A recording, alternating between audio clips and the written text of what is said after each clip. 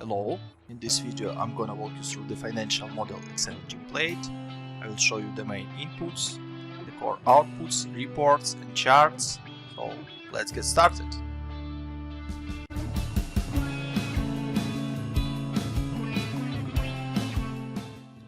On the Dashboard tab, you may input core inputs for your model and also see the core financials and core charts based on the assumptions you input in the model.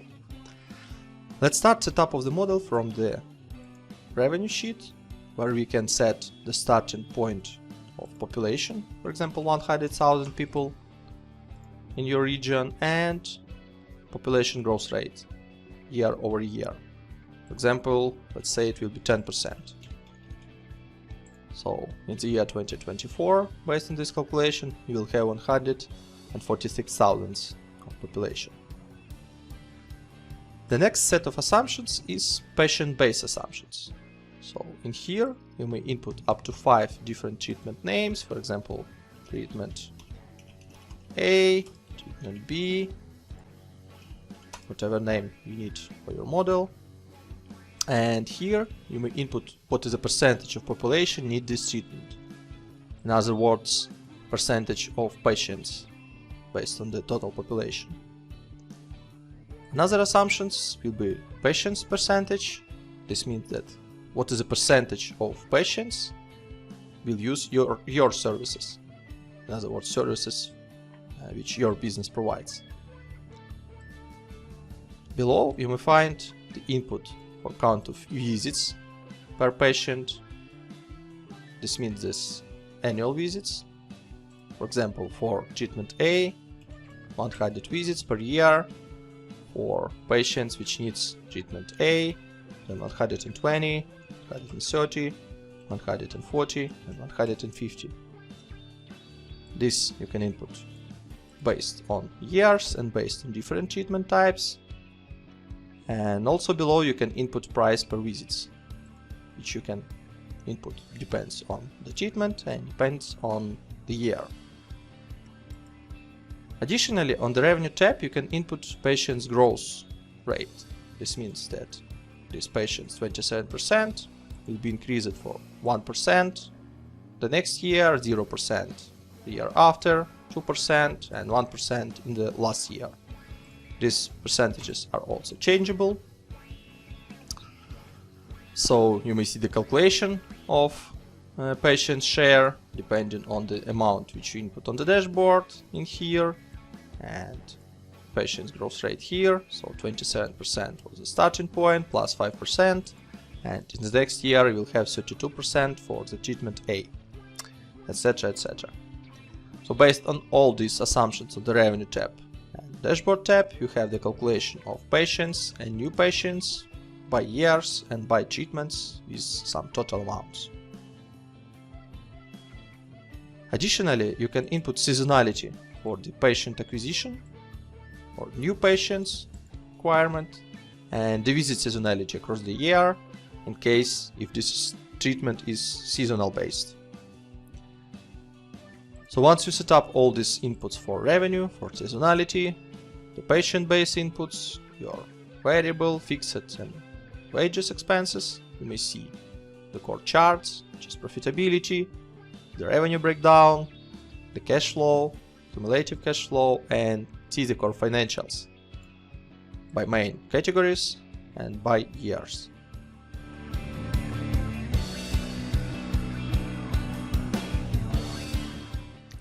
On the Financial Charts tab, you may see two sets of charts, which is 24 months period breakdown by months and 5 years period broken down by months.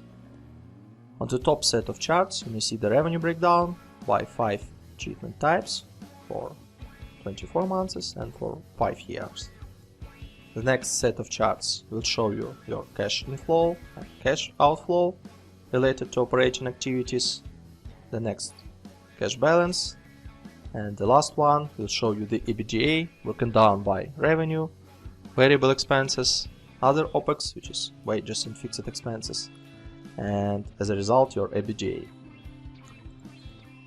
On the Operational Charts tab, you can see also two sets of charts the same breakdown by 24 months and by 5 years. On the top you may see the general clinic statistics, which is total active patients and total number of visits by months. Your revenue by patient type, revenue per one treatment, one patient, second treatment patient, etc, etc. And this is broken down by percentage allocation. Your OPEX productivity, which is OPEX amount per one patient and OPEX amount per one visit. And your workers productivity, which is revenue per employee and OPEX per employee. On the KPI benchmarks tab, you may see 5 main industry benchmarks, which are also changeable depending on your industry, depending on your country or region. Example, in your country, benchmark of gross margin for this business is 70%, so you may see that on the gross margin KPI tab, the industry gross margin is updated, and this is also works for all other 4 main KPI benchmarks. For example, profit margin is 15%, which is also changed on this chart, and you can also change wages as a percentage of revenue, your average revenue per patient, and your average net profit per patient. All these values are calculated by years depending on the inputs and drivers in your model, and you may see the graphical information on the charts which show you your KPIs or your metrics based on model and industry metrics.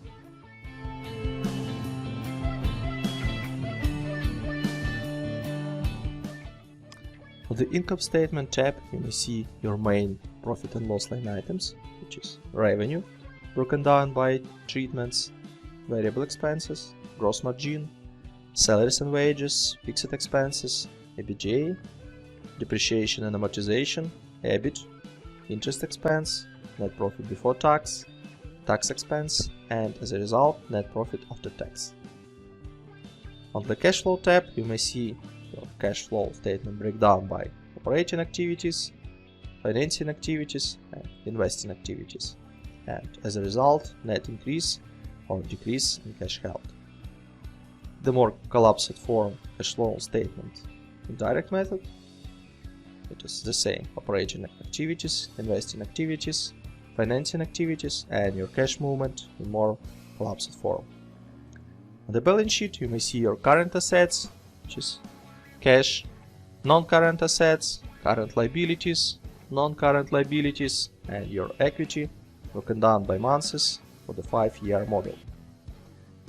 On the summary tab, you may see the summarization of all these 3 reports broken down by 5 years, and also the breakdown of one particular year, which you can select here. You may see your income statement breakdown and the main line items on the charts below, your balance sheet collapsed form and the main line items, and your cash flow statement also in collapsed form and the main line items, which is operating, investing, financing, net cash flow, and closing cash on the charts below. On the top revenue tab, you may see the breakdown of your revenue by products and also by years with absolute values and percentage breakdown. The same information you may see on the charts below. Here you may see the percentage breakdown and absolute values breakdown.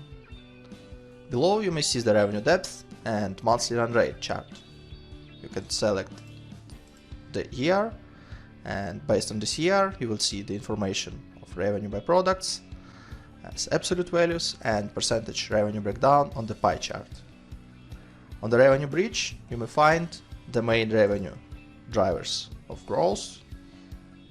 You may select the first year and you may select the last year, and between these years you will see the waterfall chart, and you may see which are the main drivers of your revenue growth, which specific products grow faster and which specific products grow slower.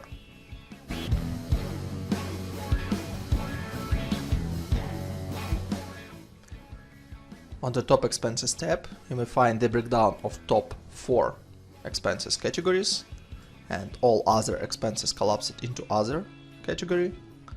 You may see the breakdown of absolute values broken down by years with the total below, and also to the right you may see the percentage breakdown of these expenses. The same information you may see on the charts below, which you may find the percentage breakdown and the absolute values breakdown. On the couple of charts below you may find expenses depth and monthly run rate for selected year.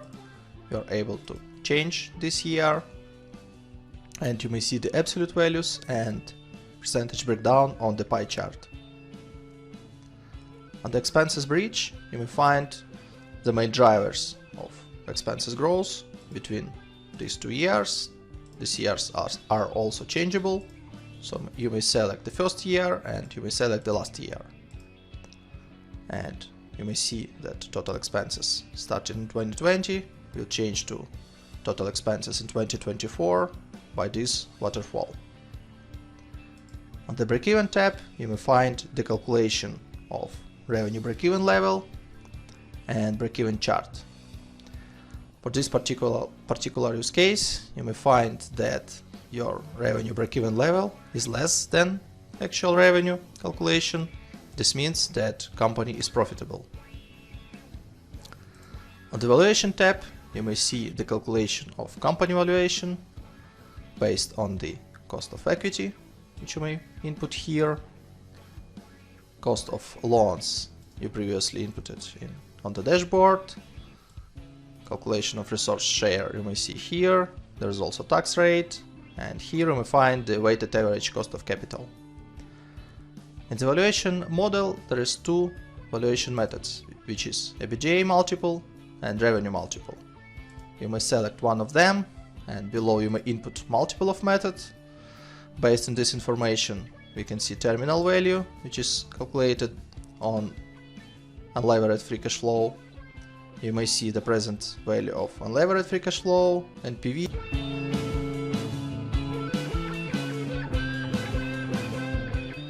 The color coding in the model is very simple.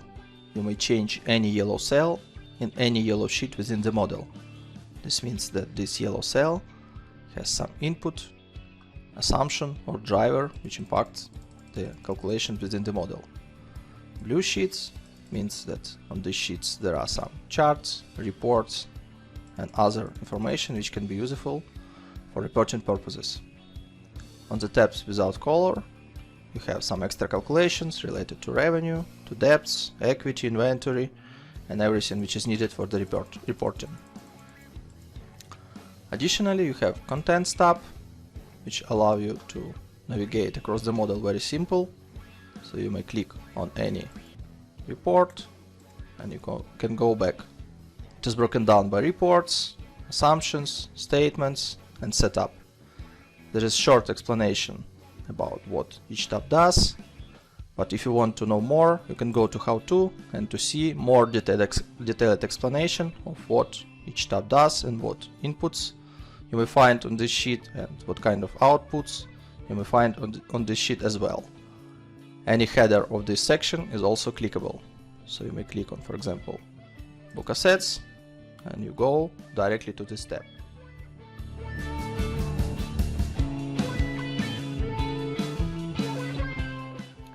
On the Variable Expenses tab, you may find up to 12 placeholders to input your variable expenses by different line items.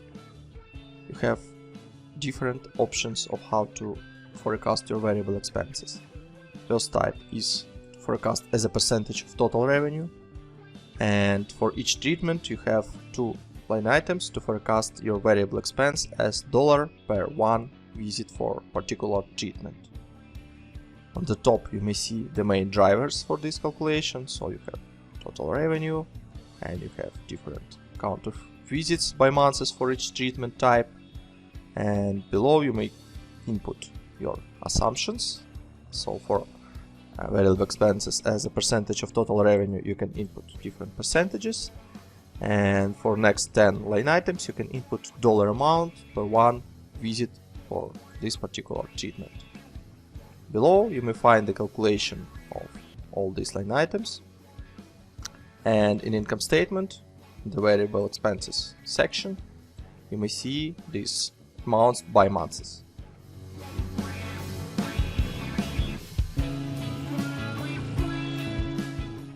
On the wages tab, you can input your headcount by categories, with hire and fire date, with annual salary, with ability to input different number of employees by years, with annual salary rise percentage, with monthly bonus and tax rate. Let me give you a couple of examples.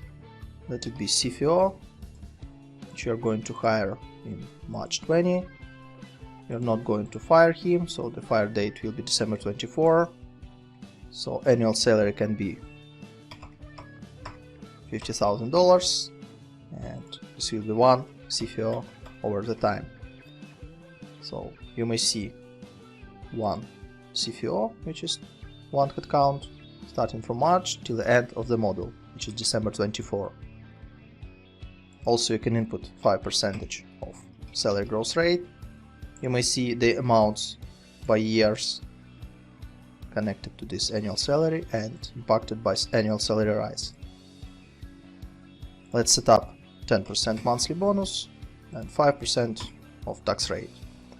So you may see below the calculation of salary broken down by months, monthly bonus, which is 10%, and 5% of monthly taxes related to the payroll.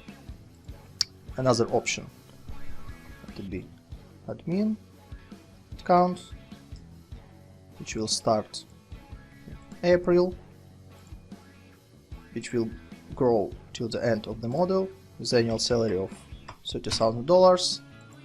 Let it be in year number 1, 2, then 4, 6, 8, and 10 headcounts. 3% of annual salary growth, 5% of monthly bonus, and 5% of payroll tax rate. So in here you may see total staff numbers, which is 2 for the year number 1, 2020. Starting from year 2021, we'll have 4, then 6, 8, and 10 in the last year of the model. Again, calculation of salaries for these two, in this case 4 headcounts, calculation of bonuses, and calculation of monthly based taxes. You may see an income statement, total salaries and wages, and here you may see the total amount of bonuses, payroll taxes, and wages for these headcounts.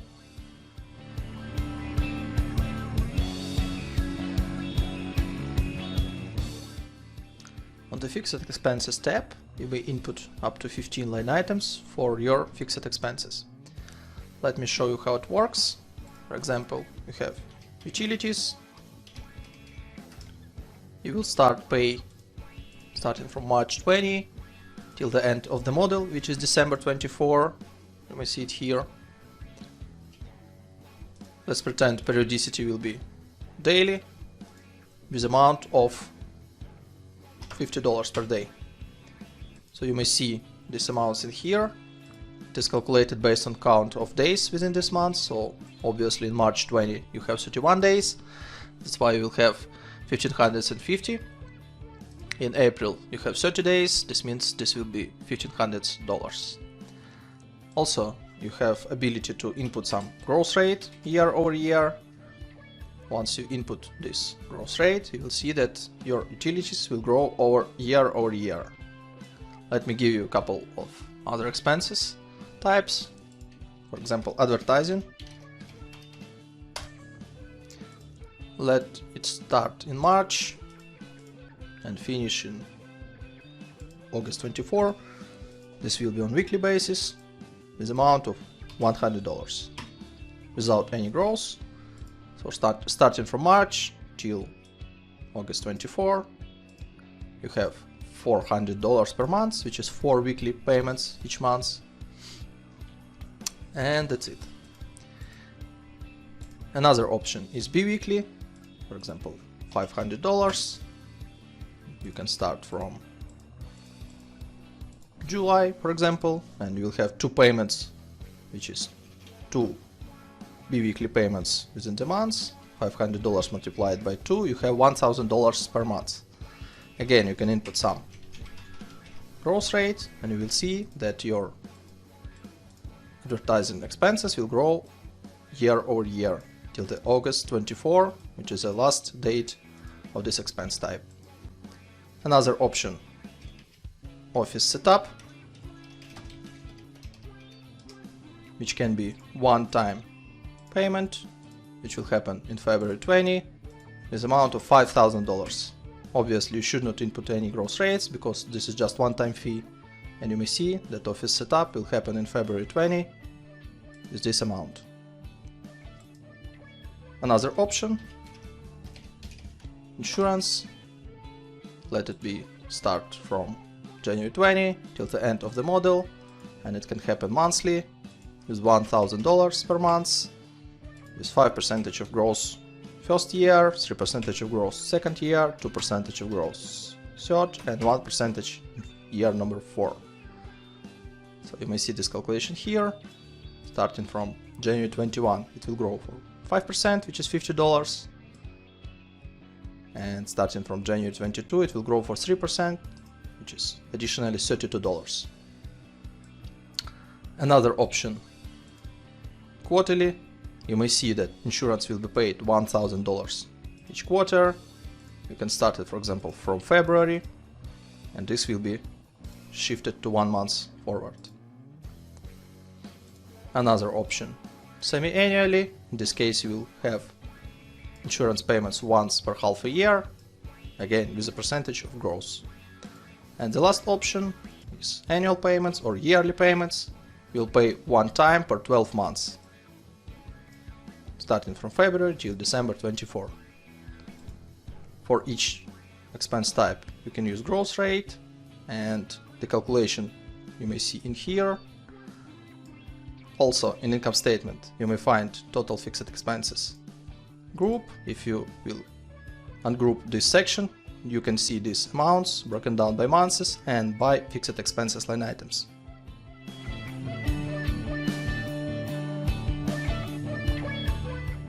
You may input up to 20 development expenses categories.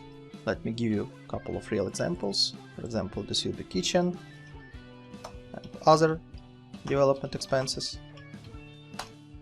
You can input purchase date for each category, for example, February and March. You can input spending, $50,000, $10,000, for example. You can also use payment delay feature, which means that if you will select for the kitchen 2 months, you will pay in April for the kitchen, and for example 3 months for other development expenses, which means that you will pay for it in June 20. The total amount of development expenses connected to the Assets tab. You may see it here. By default, the useful time for development CAPEX is 5 years, so you may see the calculation of depreciation and closing net book value. You are also able to input up to 6 other assets, for example, other, CAPEX, with launch date, for example, June, with 3 years of useful time, with $5,000 cost. You may see the calculation here. So in this tab you have calculation of capital expenditure, book depreciation, and closing net book value. The total amounts you may see in income statement tab in depreciation section. For the cash flow, you can see the fixed assets capital expenditure, and in the balance sheet you may see fixed assets, assets closing book value, and CAPEX prepayments. In case of you will prepay these amounts, and if you will pay in some months after, you will have CAPEX payable. Because we set up 2 and 3 months payment delay, you may see that we have CAPEX payable. I can also remove here or select 0 months. In this case, CAPEX payable will be 0, but we will have just fixed assets amounts broken down by months.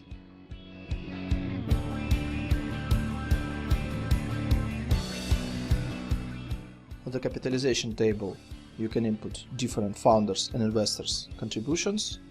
broken down by different dates of funding, with different cost of share for each series, and you can see the dilution of shares after each round, and pre-money total equity and post-money total equity. Let's pretend that we have two founders, founder 1, founder 2.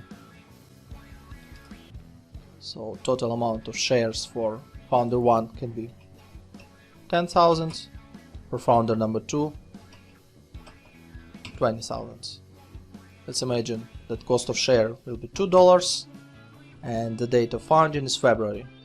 This means that investment for founder 1 is $20,000, for founder 2 is $40,000. In total they invest $60,000, which you may see here. The dilution is 33 to 67% of shares. So let's pretend that for Series A we have one investor and the date of issuance is May. Cost per share is $5 per share and number of shares is 1,000. So total amount of investment will be $5,000. You may see that before the Series A total equity was $60,000, after $65,000, and investor 1 will have 3.23% of shares, and the shares of founder 1 and founder 2 also diluted, 32.26 and 46.52%. You can also input some amounts for Series B and Series C. The same way you can set up the date, cost of share, and up to 5 investors is up to 5 placeholders for number of shares. The amounts of funding you may see in the cash flow, in the ordinary equity risings, and you may see the balance sheet, which shows you the total equity by months.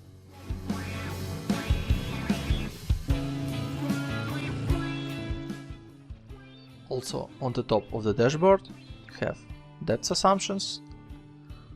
Let me show you how it works. So for each debt you are able to select the debt type. There are two debt types in the model, which is annuity and usual. Annuity means that each monthly payment, which consists your debt repayment plus interest expenses, will be equal each month. In case if you will select usual, your main debt repayments will be equal parts and interest will be just interest on the debt's closing balance. Let me give you an example how it works. So you may input an amount of the debt, the launch date, term will be 60 months, and interest can be 5%. You may also input the grant, which is just simple amount, which is paid in some specific months, and that's it. No repayments, no terms in terms of interest. So all the calculations of the debts you may see on the Capital tab. Calculations for the debt number 1, debt number 2, debt number 3, total debts with grants. These calculations impacts income statement, interest expenses, the cash flow, interest paid, debt drawdowns, debt repayments, and on the balance sheet you have the debt closing balance.